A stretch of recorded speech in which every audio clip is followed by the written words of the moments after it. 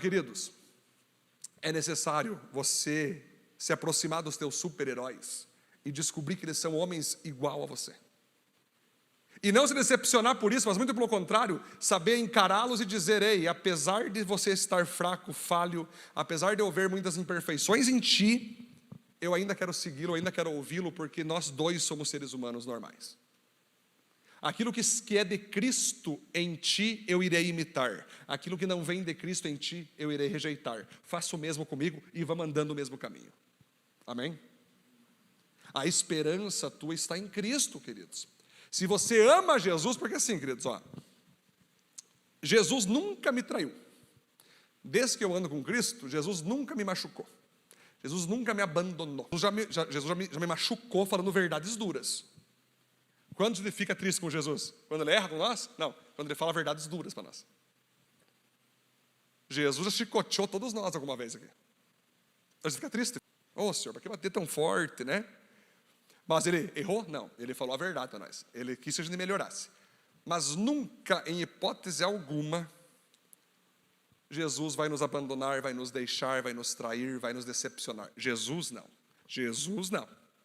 E é nele que a nossa esperança tem que estar estabelecida. Senhor, tu és aquele que jamais me decepcionar. E quando eu entendo isso, e entendo que aqui embaixo, tanto eu como os outros decepciona sim, não é uma questão se você vai ser decepcionado, mas quando e em que momentos, você começa: não, Senhor, eu vou tolerar aqui a galera aqui embaixo, primeiro porque eu sou falho, segundo porque eles são falhos também, e a nossa esperança é estar em ti. Quando você faz das pessoas o teu Cristo, você se decepciona. Quando você faz das pessoas o teu próprio Cristo, você se frustra. Pastor, o senhor está me ensinando que eu devo não confiar em ninguém mais? Nada disso, você pode confiar e deve confiar sim. As pessoas, elas erram, mas elas também recomeçam, elas também pedem perdão e acertam depois, assim como você. Eu estou dizendo para você o seguinte: não faça de seres humanos o teu próprio Cristo, que nunca vai errar. Eles vão errar, é normal. Mas se você está preso em Cristo, você vai permanecer em Cristo junto com as pessoas. O segundo ponto, então: aponte sua esperança para a vida eterna e não para essa vida terrena. Essa vida e esse mundo possuem um prazo de validade, mas o futuro de quem ama Deus é uma eternidade real e palpável. Você veja que nada nessa terra é garantido. O teu emprego não é garantido.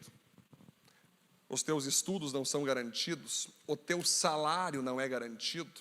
A tua empresa não se garante que vai ficar para sempre em atuação.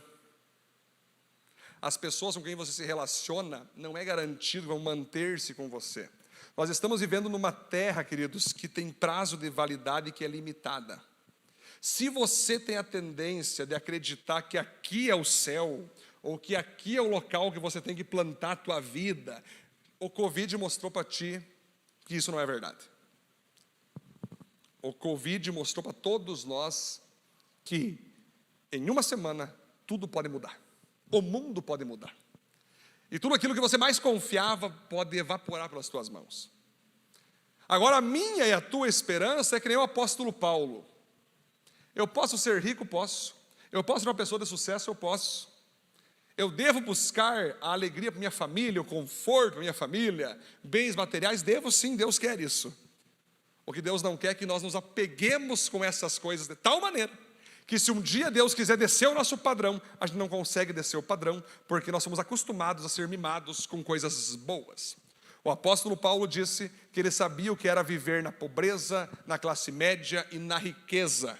E por isso ele falou o seguinte, que tudo ele podia naquele que o fortalecia. Jesus o fortalecia para viver qualquer situação. Quando Paulo estava pobre, Jesus dava de comer a ele. Quando Paulo estava na classe média, Jesus abençoava ele. Quando Paulo estava rico, Jesus abençoava ele. Ele distribuía, ele era generoso, mas ele nunca se apegou a nenhuma situação social ou econômica. Ele se apegava a Cristo. Por quê? Porque Paulo sabia que a vida tem seus reveses. A vida tem suas mudanças, a vida tem suas trairagens, a vida tem suas transformações. Uma hora você está na ponta, outra hora você está em último lugar. Uma hora você está no meio, outra hora você está derrotado, outra hora você está vitorioso. A vida tem dessas. E isso não deve ser aquilo que vai te afastar de Cristo. Você deve entender que eu preciso estar em Cristo tendo muito ou tendo pouco. Eu preciso estar em Cristo tendo tudo ou não tendo nada. Eu preciso saber que, mesmo dificilmente eu vivendo nessa terra com alegria, eu sei que um dia, depois daqui, eu terei uma eternidade junto ao Senhor Jesus. Amém? Queridos, quando nós trabalhamos a esperança, nós temos que trabalhar algumas questões aqui. Primeiro, toda esperança possui dentro dela algo chamado expectativa. O que é expectativa? É eu ter certeza que tal coisa vai acontecer. A esperança vem acompanhada da expectativa. Então aquele milionário, quando ele investiu 1 milhão lá, ele jogou uma expectativa junto. Vai dar certo. Eles vão vencer. Eles vão destruir o Flamengo. Eles vão ficar felizes. Perderam. Expectativa não realizada é uma expectativa quebrada, igual a frustração. Frustração vem de uma palavra latina que significa expectativa que não foi alcançada. Por isso da frustração. É uma ação que não foi alcançada. Frustração. E creio eu que todos que estão aqui já tiveram algum tipo de frustração. Por exemplo, esses tempos, até eu falei com o pessoal, as 2 celebrações aqui, eu tinha um amigo meu, quando me converti, nos meus primeiros anos de conversão, na igreja nós participava, ele se apaixonou então por uma outra amiga nossa. Nós tínhamos ali uma parceria muito grande entre os jovens, e nós sabia quem gostava de quem não gostava de quem, né? E aí esse irmão começou a gostar de uma menina que gostava de outra pessoa, sabia? E ele falou assim: Edson, estou apaixonado por ela. E eu, tá, irmão, mas assim, ó, ela gosta de outro, não adianta se apaixonar por ela. Não. Inclusive Deus tem falado comigo que é ela. Eu, não, cara, vai devagar. Então ora bastante, porque ela está gostando de outro cara. Estão orando juntos, estão fazendo orações junto para saber se vai ser de Deus e tal. Não entra nisso aí não. Não, Edson, não quero saber. Deus falou, está falado. E eu me declarar para ela. Eu falei: homem, não faça isso. Eu fiz de tudo para segurar o cara. Não faz isso porque ela gosta de outro, cara. Não vai dar certo. Porque ela era nossa amiga, então a gente sabia que ela gostava de outro. Não, vou lá. E aí, ele foi. Sentou com ela e falou assim: não sei se tu percebeu. Não sei se tu percebeu que eu estou apaixonado por ti. Inclusive, Deus tem falado comigo que és tu. Bom, era uma amiga muito querida, super educada, cara. Ela olhou para ele e disse assim: eu te vejo só como amigo, nada mais. É aquele fora educado, sabe? Aí ele olhou: não, mas Deus falou. Cara, desculpa, não sei se Deus falou ou não. É que assim, eu estou gostando de outra pessoa. Eu estou orando com outra pessoa e tal. Ele veio para mim, ele falou: Edson, toma aí um fora. E aí? Tu estava certo, ela está gostando de outro. Mas eu não vou largar, eu vou conseguir. Tu vai ver que eu vou conseguir. Ela começou a namorar o cara. Então, ela começou a namorar o outro cara. Eu vi o irmão, agora larga de mão. Não, vamos terminar. Então, meu Deus. Eu falei: homem, sai disso que é laço. Sai que é laço. Ele: não, eu vou. E botou na cabeça dele que era de Deus, e que por ser de Deus, então ela estava errada, ela ia terminar com o cara e ficar com ele. Era isso que ele pensava. E assim foi. Ele ficava olhando os dois, mas desejando a separação. Ele olhava: então hora que te separa. Torcendo uma briguinha, né? O que aconteceu? Essa nossa amiga casou com o cara. O que aconteceu, Dilma? O meu amigo fez o quê? Se desviou da fé. Abandonou a Deus. Começou a cursar psicologia e seguir doutrinas freudianas, dizendo que Deus era um produto da mente. E abandonou completamente o Senhor. Aí, nos primeiros anos de plantação da Igreja da Viva aqui, estava eu passando de carro ali com a galera. Acho que era o Luiz, o Hector, lembra que estava junto comigo? E tinha um monte de gente na mesa ali, Luz. Tinha uma época que o pessoal bebia ali, lembra? Estava lá ele. Eu, para o carro aí, saí do carro. Cheguei nele. Ei! Falei para todo mundo ouvir. Como é que está sendo essa comida de porco aí? Está gostando da comida de porco aí? Deus, cara, quem é esse cara aí? Quem é esse cara? Não. É um cara da nossa igreja. Edson, vem cá um pouco, homem, pare com isso, o que está fazendo? Homem? A Bíblia fala, né, que o filho pródigo, quando se desviou, né, começou a comer comida de porco, né? Então vai ficar aí, na Heineken, na Skol, mulherada aí. Ele, Edson, tu sabe que eu estou magoado com Deus. Desde lá, eu nunca mais consegui buscar a Deus, porque Deus me traiu, Edson. Eu falei, como assim Deus te traiu? Tu sabe que Deus falou que era ela? Não, Deus não falou que era ela. Eu te disse desde o início que não era ela. Eu te falei, irmão, eu te disse, não entre nisso. Mas depois daquilo ali, eu nunca mais consegui me levantar, e para mim, Deus não existe, e para mim, quer saber, ó, se existe, estou magoado com ele, eu não quero mais saber, e tchau. Aí eu fiz minha parte. Beleza, então, eu falei, olha, irmão, estou lavando as minhas mãos para você hoje. A minha parte eu fiz, já que tu não quer voltar, fechou. Espero que um dia tu cure teu coração, né? Não sei mais do paradeiro dele, não sei como é que ele está hoje. Mas você viu o poder que existe de uma pessoa que colocou uma expectativa, se frustrou e não conseguiu se levantar dessa frustração? Isso vale para quem monta empresas, para quem casa com alguma pessoa que achou que era de Deus, quando descobriu no meio do casamento não era. Então você percebe, queridos, que as pessoas elas vão se frustrando, elas vão se decepcionando, e nem todas conseguem reagir bem e acabam se afastando de todo mundo. Outra coisa que existe, que se chama ilusão. O que é ilusão? É que nem ilusão de ótica. Você está no deserto lá, aí você começa a bater o sol e tu começa a ver uma água no fundo lá. Aí tu vai ver, não tem água nenhuma, é ilusão de ótica. Tem pessoas que são iludidas, elas se iludem. Elas começam a projetar na cabeça delas algo que não existe, que não é real, que Deus não falou, que não tem nada a ver, que ninguém aprovou, todo mundo disse, sai daí, não é de Deus. E aí acaba sendo uma vergonha o que acontece.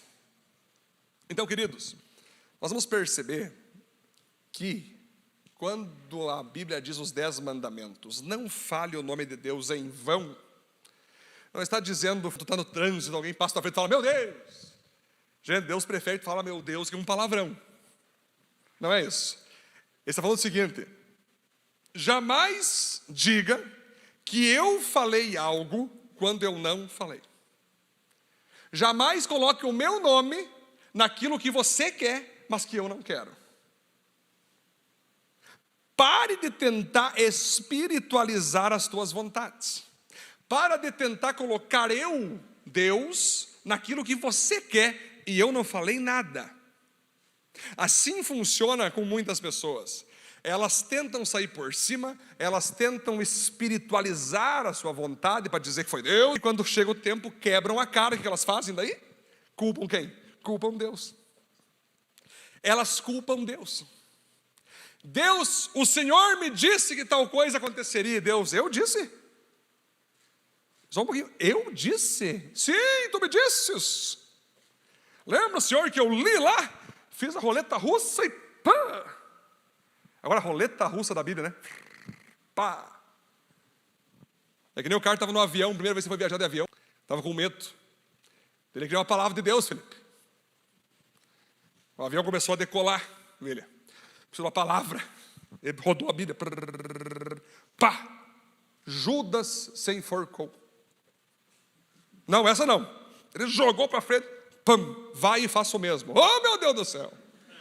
Vou morrer aqui. A roleta russa, a Bíblia, né? A Bíblia ela tem que ser estudada, não sorteada. Isso aí não é a mega sena de Cristo, rapaz.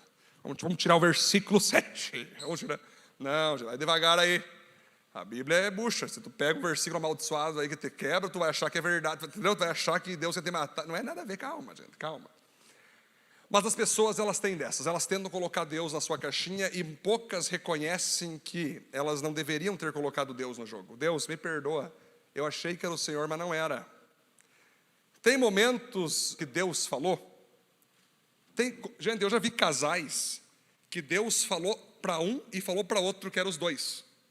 eles ficaram juntos, um deles entendeu que não era mais de Deus. E vive num pé de guerra. Alguns até separam. Eu já vi casais e namorados que Deus confirmou para os dois. Eu vi Deus confirmando, mas no meio do caminho, uma das partes, acho que não é. Aí a outra parte, mas Deus falou, tu lembra que Deus confirmou? Não quero, e aí racha no meio. Já vi. Então nem sempre, queridos, o que Deus fala se cumpre em certos casos, porque as pessoas envolvidas não fizeram aquela palavra se cumprir. Mas a maioria dos casos, sim, as pessoas se decepcionam, porque elas acreditam que Deus falou com elas. Conclusão: quando apontamos nossa esperança para o lugar certo, temos uma vida longe de frustrações, traumas e decepções, mas apenas uma vida de fé, alegria e realizações. Ainda sentado mesmo, queridos, a Bíblia fala em Lucas capítulo 24, você pode estudar também, vai estar escrito assim em Lucas capítulo 24, no caminho de Emaús. Lucas 24, então, vai contar a história de 2 discípulos que depositaram toda a sua esperança em Cristo, acreditando que Cristo seria o presidente de Israel, governaria Israel, porém, eles não tinham entendido que Cristo queria governar o planeta inteiro, o mundo visível e invisível, e salvar a humanidade. Quando eles viram Jesus morto numa cruz, eles pensaram, pronto, Jesus morreu, tudo que eu mais esperava morreu numa cruz. Vamos voltar aos nossos afazeres, vamos voltar às nossas tarefas, vamos voltar para a nossa antiga vida, porque Jesus acabou morrendo numa cruz, Jesus acabou morrendo numa cruz. Aí eles dois estão caminhando no caminho de Emaús, voltando para Emaús, que era a cidade natal deles, voltando, indo embora, abandonaram todo o ministério, abandonaram tudo que eles criam. Aí o próprio Jesus entra no meio deles e fala, ei, vocês estão conversando sobre o que aí? Aí os dois olham para Jesus, não reconhecem Jesus, porque quando a pessoa está frustrada, magoada, ela não consegue enxergar a solução na frente dela, ela não consegue ver vitória, ela não consegue ver Cristo na frente dela.